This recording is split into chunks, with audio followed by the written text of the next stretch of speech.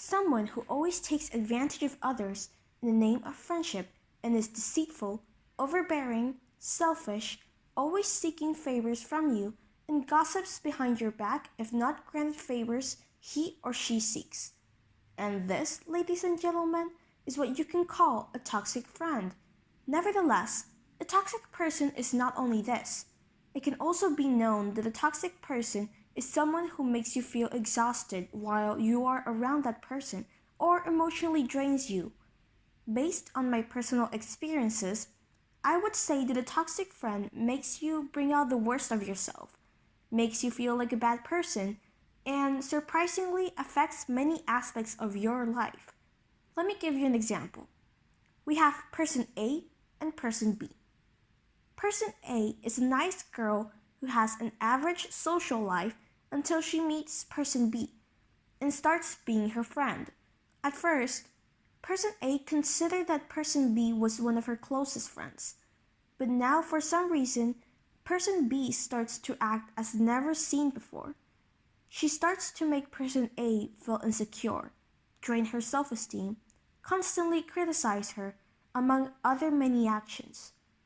In this case, the best plan for person A is to cut off the friendship they have. Even though it's difficult, proved by a survey done by the Oprah magazine, which showed that 83% of people agreed that it's indeed difficult to cut off the friendship with a toxic person because there's a sense of loyalty in any friendship. Person A has to make this type of decision because she deserves a better friend. She deserves a person who makes her feel secure, supported, and happy with. When a toxic person is around you, it makes you feel sometimes anxious or stressed because you don't know when your toxic friend is going to fight with you again. This makes it worse because once a fight happened for the first time, it can become very constant more fights over anything at any time. Time ago, I was surrounded by a toxic friend. At first, I thought she was a good person and started to talk to her and eventually become friends. Later on, I started to sense some weird behavior. She started to constantly fight with me, share some mean comments, lower my confidence and self-esteem.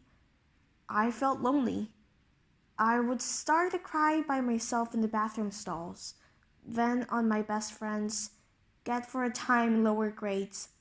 It affected me because every time I said my opinion about any topic in general, she would start imposing her opinion, yell at me, and tell me that I was wrong.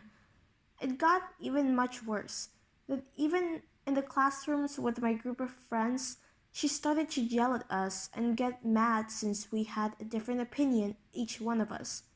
At first, I thought I was a toxic person, that I was the bad guy of the story and I had to apologize to her for behaving like that. But after what I witnessed, her yelling at all my group of friends and starting to scream at us for only sharing a different opinion, I finally knew that I wasn't a toxic friend. You must be wondering, how did that end? Did you cut off the friendship you had with that person? The answer is I did cut off the friendship, and so on with many other toxic people I've had since I was little. The best solution for someone who has a toxic friendship is to cut it off. It doesn't bring you any good, and it emotionally harms you in many ways as said. In a friendship, you give and take, no more or less. If you only give but the other person only takes, that's no real friendship. Friendship is based on honesty, respect, and loyalty, not on manipulation, humiliation, or discourage.